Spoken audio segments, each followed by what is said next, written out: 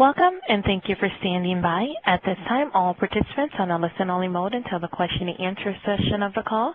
To ask a question during that time, please press star then one. Today's conference is being recorded. If you have any objections, you may disconnect at this time. Now I'd like to turn over the meeting to Janice Wingo, International Trade Administration. Good morning, and welcome to the presentation by the International Trade Administration of the U.S. Department of Commerce. Today, we're very lucky to have with us a partner at the law firm of Baker & McKenzie in Shanghai. His name is Howard Wu. Howard happens to be in the United States right now, and he's very pleased to be giving a presentation to us on the recently established Shanghai Free Trade Zone. Let me tell you a little bit about Howard first. Howard is a California boy who speaks both Mandarin and Shanghainese. He went to undergrad at Berkeley, grad school in Columbia, and Fordham for his law degree. He's admitted in the state of New York and in California. He joined Baker McKenzie and was made a partner in their Shanghai office. He's advised thousands of companies on setting up their businesses in China and has advised companies on actually using this new free trade zone. We're very lucky to have a practitioner like Howard here to give us this presentation, and he said he would be very happy to receive questions from you both at the Q&A session, and anyone who is listening to the audio recording can actually send Howard an email, and he said he would answer questions as well. So since we have such a great speaker and a great topic and a lot of information to get through, I'm going to hand everybody over to Howard and take it away. Thank you, Janice, and thank you, everyone, for joining this webinar. Today, I'm going to be making an introduction to the Shanghai Pilot Free Trade Zone. My presentation will be in three sections. One is really just a general introduction of the free trade zone, when it was set up, sort of the rationale behind its setup. Then the second topic we'll talk a little bit about how a SME would go about setting up a company or a business within the free trade zone, the basic timing, and what are some of the basic issues you need to consider. And then finally, I'm going to cover a specific preferential policy that's been rolled out in the free trade zone, namely the e-commerce pilot program. And we're going to talk a little bit about how small businesses can take advantage of this e-commerce pilot program and thereby introducing and selling goods into China and getting to sort of Chinese consumers. I think the free trade zone was only set up late last year. The State Council approved the plan for the zone in August of 2013. If you will see on the slide with a map of the zone, what's interesting about this zone is that it's unlike some of these other zones in China, it's actually not a geographically contiguous zone. You can see that it's actually carved out of some of the existing zones already within Shanghai municipality, the Shanghai integrated bonded zone, the Waigaoqiao bonded zone, and then the Yanshan free trade port area, plus the Pudong airport. I think in terms of the regulatory framework, last September, the Chinese government rolled out the framework plan for the China-Shanghai Pilot Free Trade Zone, officially inaugurated September 29th of last year. What's interesting about this zone is in fact, if you looked at its name, it's not just the Shanghai Pilot Free Trade Zone, but the China-Shanghai Pilot Free Trade Zone. And the only reason I'm mentioning it is because I think it sort of shows the level of central government support that this zone is getting. And I think that this should not be viewed as some sort of local government created zone where all you're getting is perhaps some local government benefits that that may not enjoy the full support of the central government or even national laws and regulations. But both the president and the premier, Li Keqiang and Xi Jinping, have visited the zone. Since late last year, a whole slew of legislation has come out, 240 plus, regulations that go to various aspects of, regulating, activities within the zone, regulating various sort of business setups, as well as sort of foreign exchange control issues.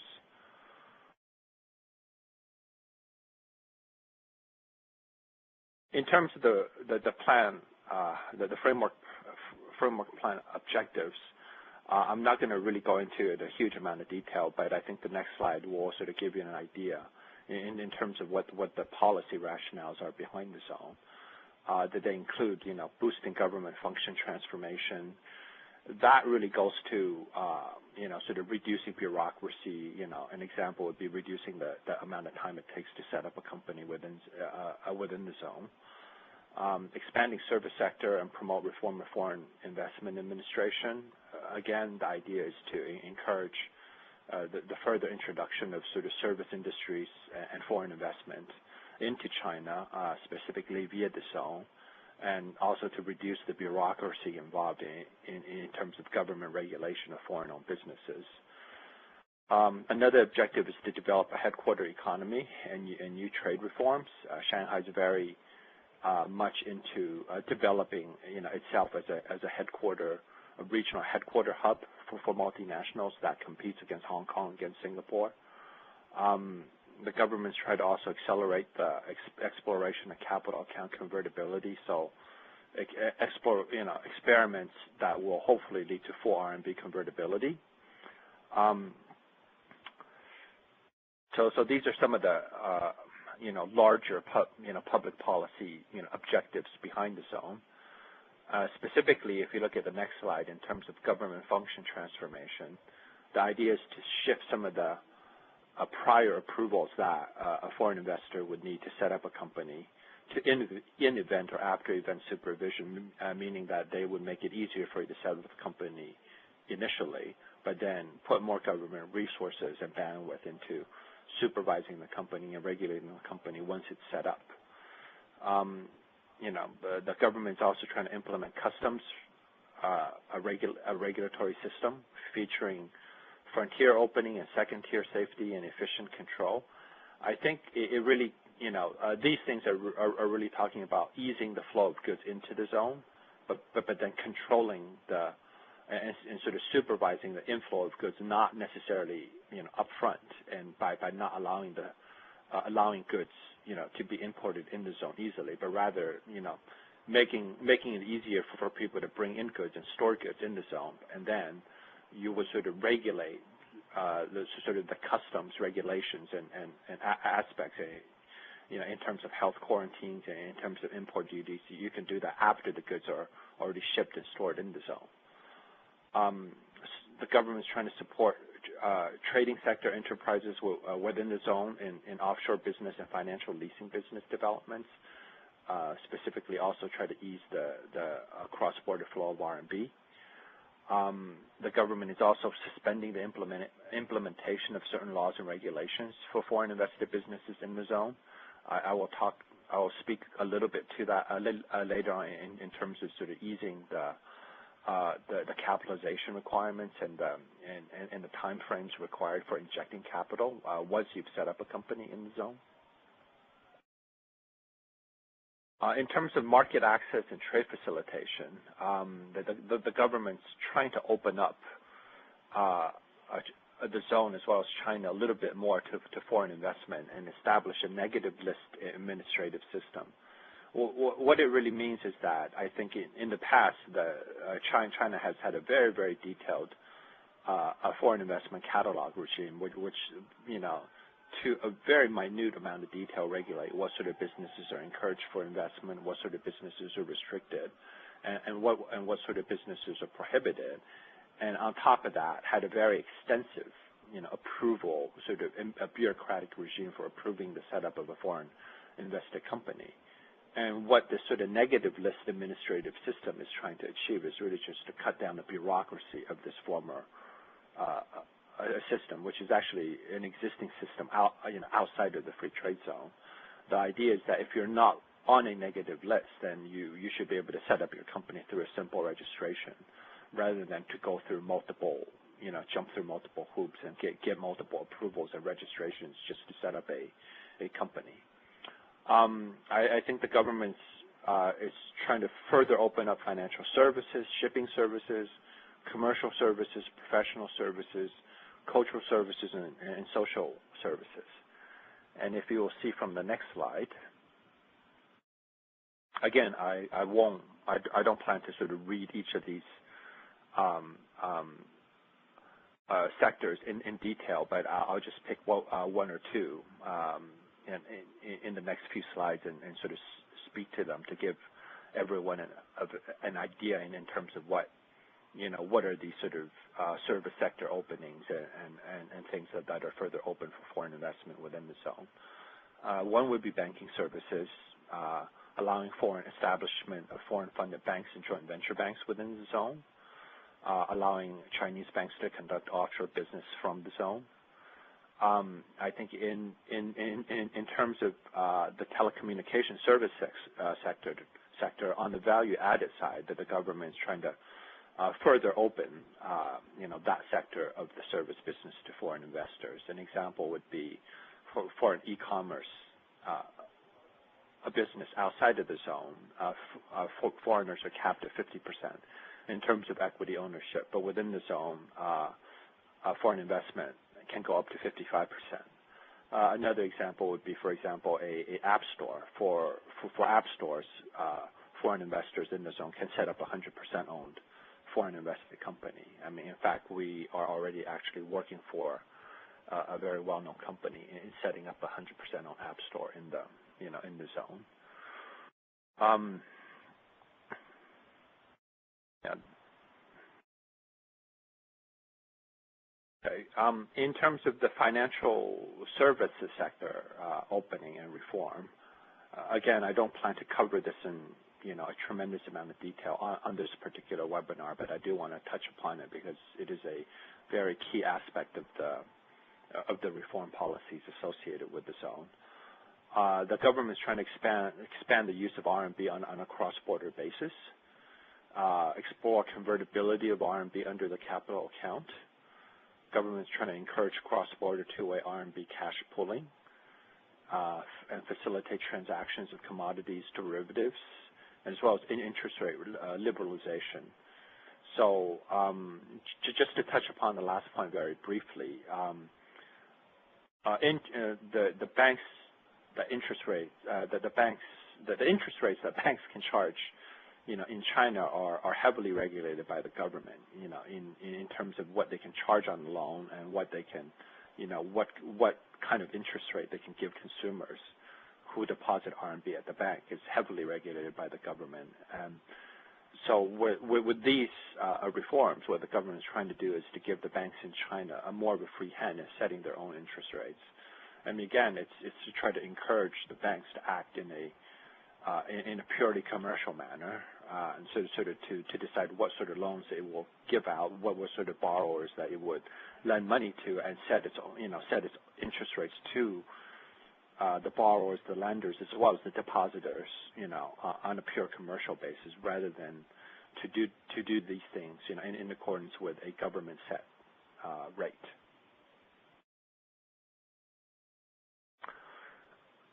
Next, I want to talk a little bit about how one would go about setting up a company within the zone.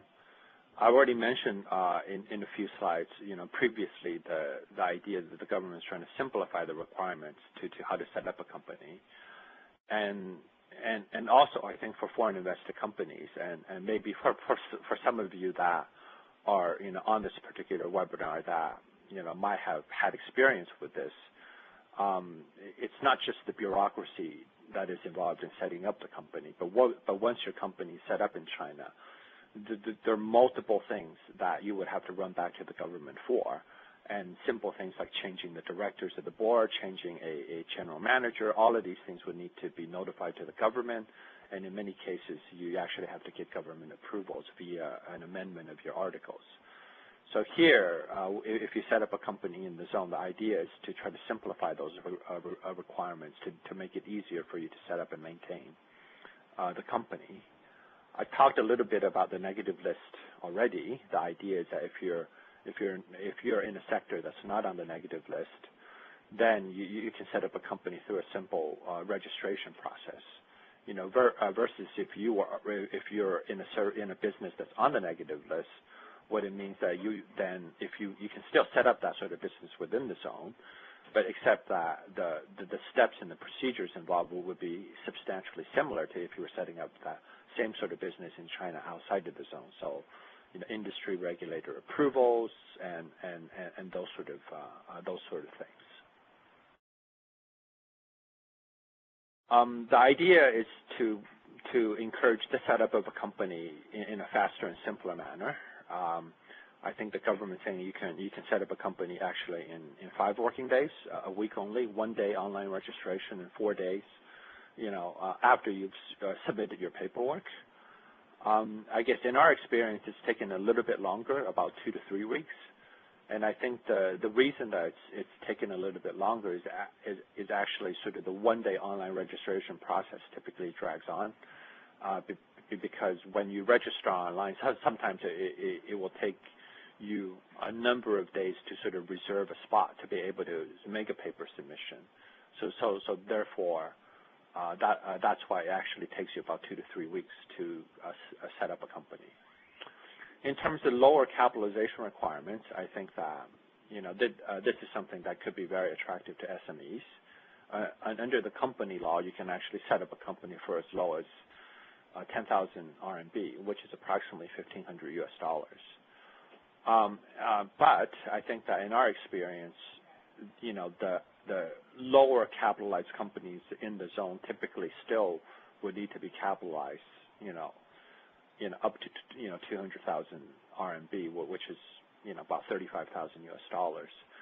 There's really a couple of reasons for that. I think one reason is that to set up a company within the zone, companies would still need to submit a mini business plan, and the mini business plan would still have to describe in detail in terms of your upfront operating requirements, how large of an office you will have, how many people you plan to employ. So by virtue of that, sort of to be able to set up a business of any size within the zone, I think you would still need a relatively heavy upfront capital commitment. I think another reason is really another unique feature of the Chinese company registration system, where you need to sign a lease before you're able to set up a company. And obviously, if you're signing a lease up front, there's going to be lease costs, not just a typical 2 to 3 month deposit, but also sort of month to month, rental costs. So whatever capital number you put in, it will really need to sort of somewhat match your upfront startup costs plus perhaps your lease costs for 6 to 12 months to get so that your company can get into an operating and net cash positive position to be able to fund itself. I think another reason why what we've seen sort of relatively highly capitalized companies within the zone is because China's changed the company law so that, unlike the old days where you set up a company and commit to a capitalization, an investor would actually have to contribute all the committed capital within a prescribed amount of time. So typically for foreign investors in about a 2-year time frame. So whatever number you've committed to paper, you actually have to bring that money into China, into that company's bank account within 2 years of establishment. Now with that rule gone, I think a lot of investors are actually more comfortable actually posting a higher capitalization number because they know that while I have 5 years or 10 years or even 15 years to contribute the full amount of capital. So they're no longer under this kind of sort of cash flow or cash demand pressure to say, okay, well, whatever number I post, I have to bring that number in within a very short period of time. I think, I'm going to now switch a little bit and talk a little bit specifically about the e-commerce pilot program.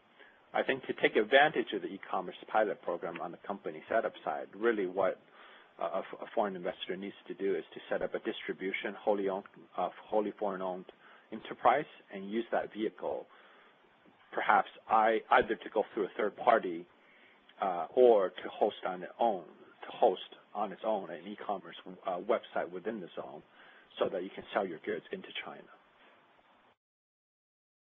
Yeah, now I'm going to talk a little bit more specifically about the e-commerce pilot program. This program got rolled out in March of this year by Chinese Customs through a regulation number 59. It was actually promulgated in 2013, but it didn't take effect until later. The Shanghai Customs also issued a notice in April of 2014 to implement the program. And the idea behind the program is that goods purchased by individual Chinese customers for personal consumption now can be imported into China via the zone under a single duty rate that covers customs duty, import VAT, as well as consumption tax.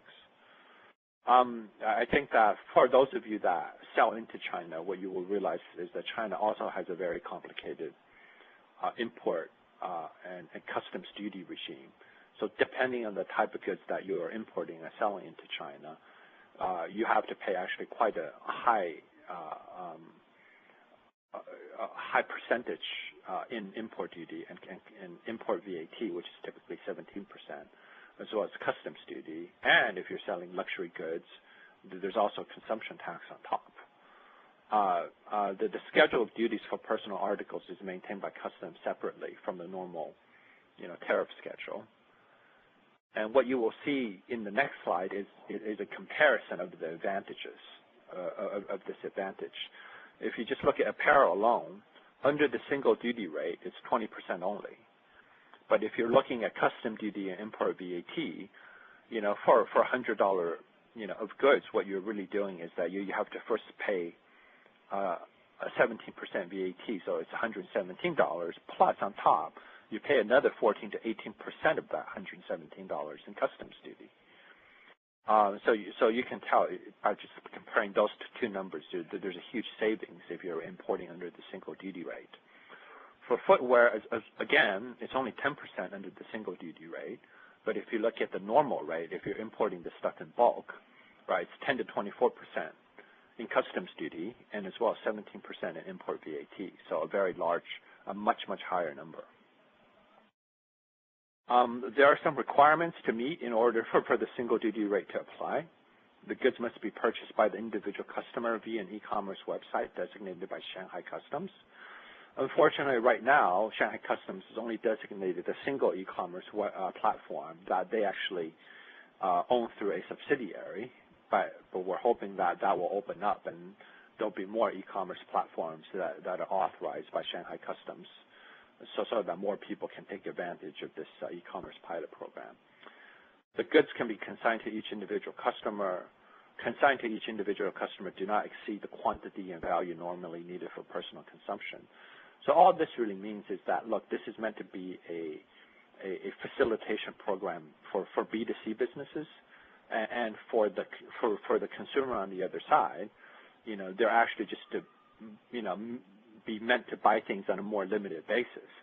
So the idea is that the consumer maybe can buy 3-4 tires for a car, but the consumer on the other end should not be buying 500 tires and importing it and try to resell it on their own, because that's really not the purpose behind this pilot program. It's supposed to ease the purchase of imported goods by individual consumers on a limited quantity basis.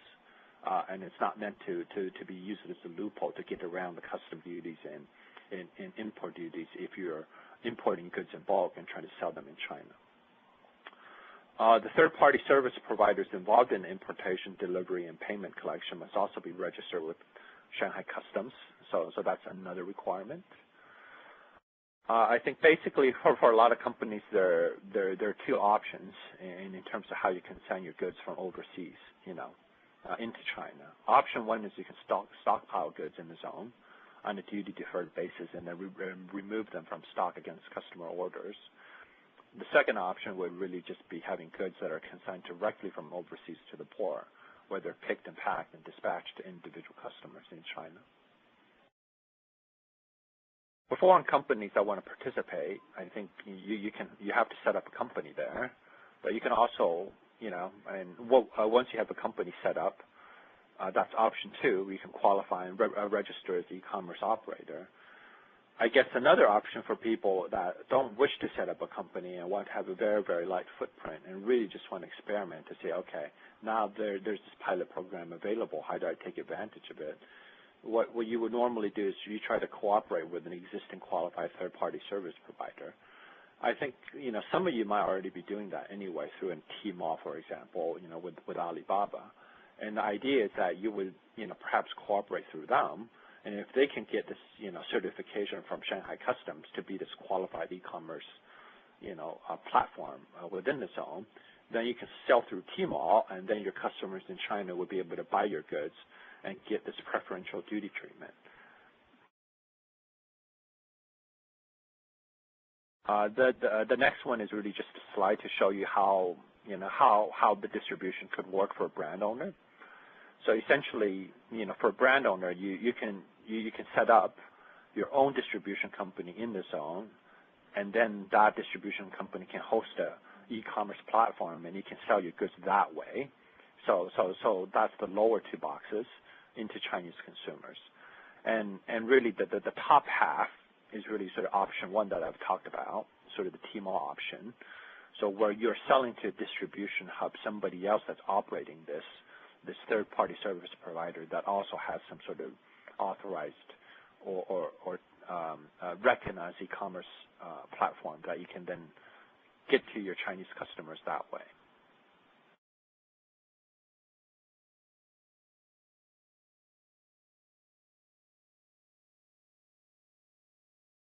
Yeah, goods can be stored within the zone, can be exhibited outside of the zone.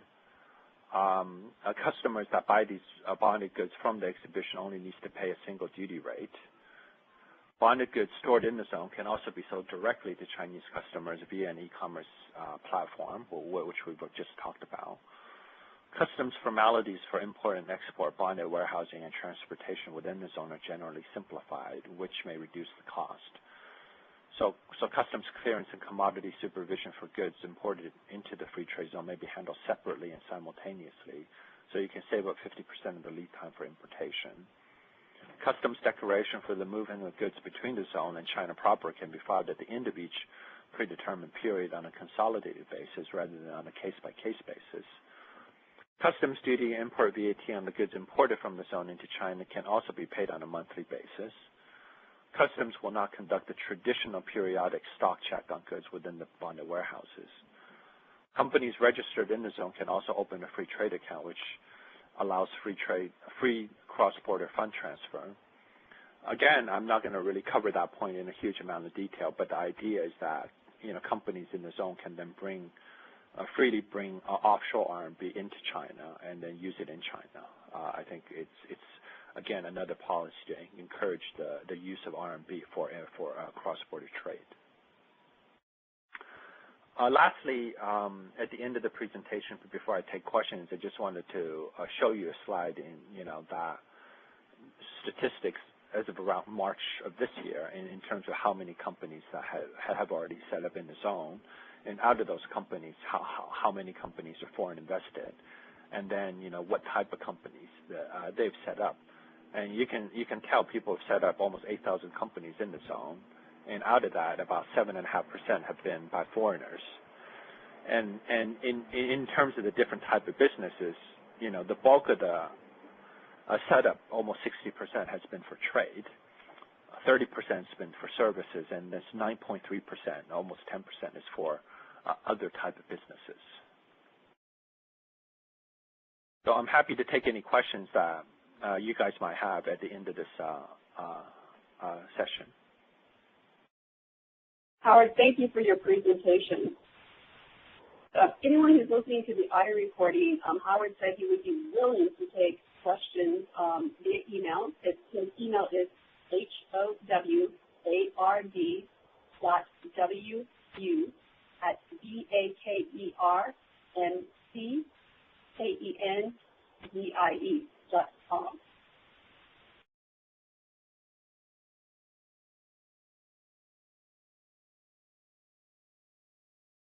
Howard, I'll start off with the first question. Have you been representing any companies that have been using Tmall? Yes, I have. I think that for a lot of companies that now are looking into selling into China, I think that there, even for some of the larger companies that are marketplace or buy-sell sites, sort of eBay or Amazon type, businesses, but without an international presence, they're interested in the zone. They're interested in setting something up themselves. But I think as an initial entry strategy, what they would do is typically tie up with the Tmall to at least on a non-exclusive basis to just try to sell their goods through Tmall. And that way, Chinese customers get brand recognition, understand sort of, their goods and sort of recognize their brand. And then I think as a second, as a parallel track sort of strategies to look into setting up something of their own and maybe hosting a e-commerce, portal on their own. So some of these companies that I've been representing are sort of, very much sort of, looking to Tmall as a first option. But then I think on a longer term basis, they're looking to set up something on their own. Operator, are there any questions from Howard? As a reminder to press star 1 to ask a question. So far, we don't have any questions at this time.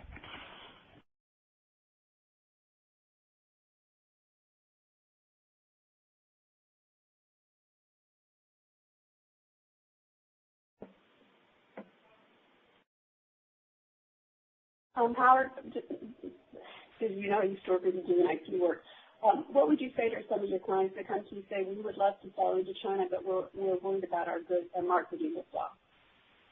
Yeah, I mean, I think China is still a relatively high-risk jurisdiction when it comes to brand protection. I mean, I think that the other issue is that, the more successful your brand is and the more recognized it is, the more likely that it will be, sort of ripped off in some fashion or some manner.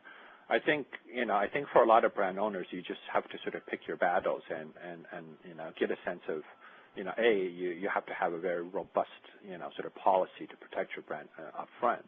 And then on the enforcement side, I think you just have to be smart about it because you're not going to have the resources to go after each and every guy that puts your brand on a T-shirt. You really need to sort of pick your battles and figure out who are the, if you can go through investigators, go through your own contacts to get a sense of sort of, who are the biggest sort of violators, and then, sort of to maybe choose so some of the major violators as sort of, enforcement action targets because, given the size of the country and, and the number of sort of infringers that are pretty active, it's almost impossible to have 100% coverage. So you have to be smart about sort of choosing your battle and sort of, who to go after.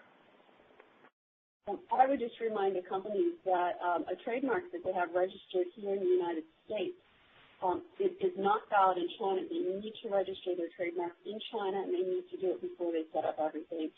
The International Trade Administration has a webinar on trademark fundamentals. It's on the stopfakes.gov website, or just shoot me an email.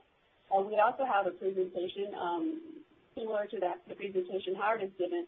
It has to do with IT enforcement in China. Again, it's on stopfakes.gov, or shoot Janice Wingo, JANICE.WINDO@trade.gov an email, and I can shoot you the link. Operator, are there any questions? No questions on the phone.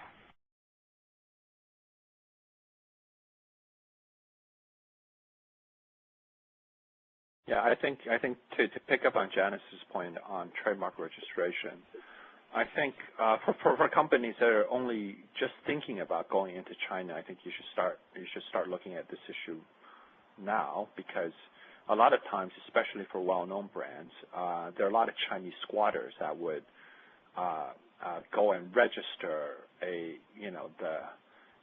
trademark in English in China, or even sort of, pick sort of the Chinese name that you're using and that you're using to market to Chinese customers and register that in China. China is a first to register kind of system. So it's, so once a squatter or a pirate has registered your mark, then, that person actually holds the brand rights, within China. And for a lot of companies that we represent entering into China, they actually spend a ton of time and money negotiating with squatters and sort of pirates to buy back their marks that are registered, in China. So this is actually an issue that people need to look at, very, very early, even if you're just thinking about rather than having a concrete plan to be in China. Even for U.S. companies who are not selling in China, sometimes these squatters will find your brand in the United States and go over and register it in China. You have no presence in China yet, but you have someone else who's registered your mark. So again, please register your trademarks early.